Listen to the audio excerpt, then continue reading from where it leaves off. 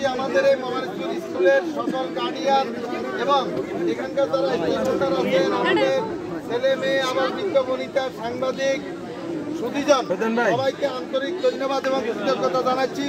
মোবারকপুর উচ্চ বিদ্যালয়ের আজকের এই ম্যানেজিং কমিটি নির্বাচনে আপনারা আমাকে সার্বিকভাবে সহযোগিতা করার জন্য। এখন আমি আপনাদের রেজাল্ট দিচ্ছি। আজকে এখানে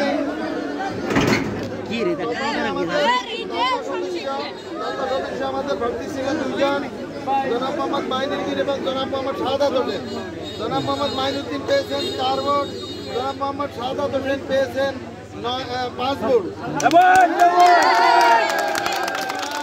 মোহাম্মদ শাহাদাত হোসেন পিতা মৃত আহমদুল্লাহ, গ্রাম মোবারকপুর, ডাক্তার মাতুমিয়া দাগুমিয়া ফেনী, ওনাকে আমি বেসরকারিভাবে নির্বাচিত ঘোষণা করলাম।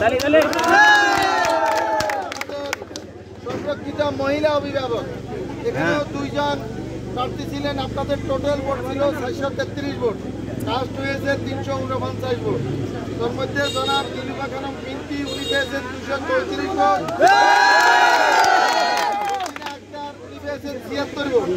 জনাব নীলুফা খানম পিন্টি, স্বামী মতিউর রহমান চৌধুরী, গ্রাম মোবারকপুর, ওনাকে সংরক্ষিত মহিলা অভিভাবক নির্বাচিত ঘোষণা করলেন। শিক্ষকদের মধ্যে নির্বাচন হয়েছে 14 জন শিক্ষক ছিল, আমাদের 4 জন প্রার্থী ছিল। তার মধ্যে জনাব অনিমেষ দে, উনি পেয়েছেন 6 ভোট। জনাব এমাম হোসেন, উনি পেয়েছেন 2 ভোট। জনাব মোহাম্মদ মোবারক হোসেন, উনি পেয়েছেন 9 ভোট এবং জনাব মোহাম্মদ রাফিউল ইসলাম, উনি পেয়েছেন 9 ভোট।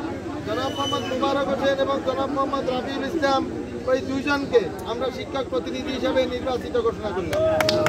সর্বশেষ যেটা নিয়ে আপনারা খুব উৎকণ্ঠিত, আমাদের সাধারণ অভিভাবক, এখানে মোট 9 জন প্রার্থী ছিলেন। 9 জন প্রার্থীর মধ্যে আমরা প্রথমেই বলেছি যে 349 ভোট কাস্ট হয়েছে। তার মধ্যে 1 নম্বর প্রার্থী জনাব মোহাম্মদ আবুল কালাম, 221 ভোট। জনাব মোহাম্মদ আব্দুল হালিম, উনি পেয়েছেন 168 ভোট। জনাব কামাল উদ্দিন, উনি পেয়েছেন 119 ভোট। জনাব তাজুল ইসলাম, উনি পেয়েছেন 112 ভোট। জনাব নুরুল করিম, উনি পেয়েছেন 53 ভোট। জনাব মোহাম্মদ নুরুল হুদা হুদান, উনি পেয়েছেন 157 ভোট।